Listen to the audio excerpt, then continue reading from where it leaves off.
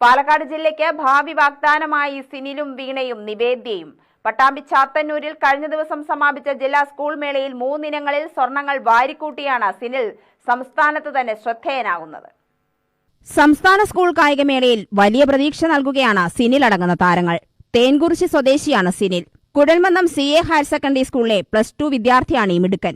ജില്ലാ school കായികമേളയിൽ 100, 200, 400 മീറ്ററുകളിൽ junior ഇനത്തിൽ സ്വർണം നേടിയ താരമാണ് സിനിൽ. 18-ന് താഴെ വിഭാഗത്തിൽ 400 മീറ്ററിൽ സംസ്ഥാനതലത്തിൽ 3ാം സ്ഥാനവും സിനിൽ നേടിയിരുന്നു. Kollengode Vadavannur VM higher secondary സ്കൂളിലെ വീണയും ജില്ലയുടെ വലിയ പ്രതീക്ഷയാണ്. 400, 800, 1500 മീറ്ററുകളിലാണ് വീണയുടെ മികച്ച മത്സരങ്ങൾ.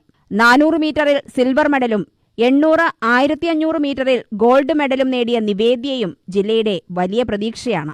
സംസ്ഥാനതലത്തിൽ 3 സ്വർണ്ണ മെഡൽ 3 വർഷം തുടർച്ചയായി നിവേദ്യ നേടിയിരുന്നു. 9ാം ക്ലാസ് മുതൽ കായികരംഗത്ത് സജീവമാണ് സിനിൽ.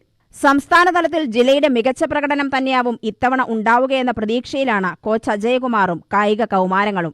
16 കുട്ടികളാണ് തേങ്കുറിശി പന്തലാമേട് സ്വദേശി കോച്ച് R. അജികുമാറിന്റെ നേതൃത്വത്തിൽ പരിശീലനം നേടുന്നത്. തേങ്കുറിശി തായങ്കാവ് ക്ഷേത്രമൈതാനത്തും പാലക്കാട് ഗവൺമെന്റ് മെഡിക്കൽ കോളേജ് ഗ്രൗണ്ടിലുമായാണ് രാവിലെയും വൈകിട്ടുമായി പരിശീലനം. ഹയർ സെക്കൻഡറി വകുപ്പിൽ UD ക്ലർക്കാണ് അജയകുമാർ.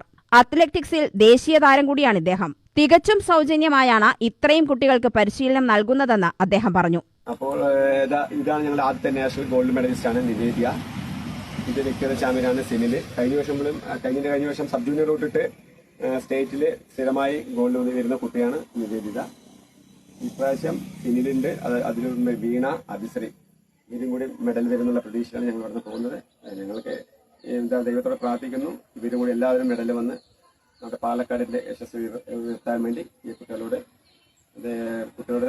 ചെയ്യുന്നതായിരിക്കും. കുട്ടികൾ ചെയ്യുന്ന അതിലുപരി നിങ്ങളെല്ലാവരുടെയും സപ്പോർട്ടും കൂടി ഞങ്ങൾക്ക് ആവശ്യം. എല്ലാം നാടിന്റെ കായിക നേട്ടത്തിന് ഉതകട്ടെ എന്ന പ്രതീക്ഷ മാത്രം. UTV news, Palakkad.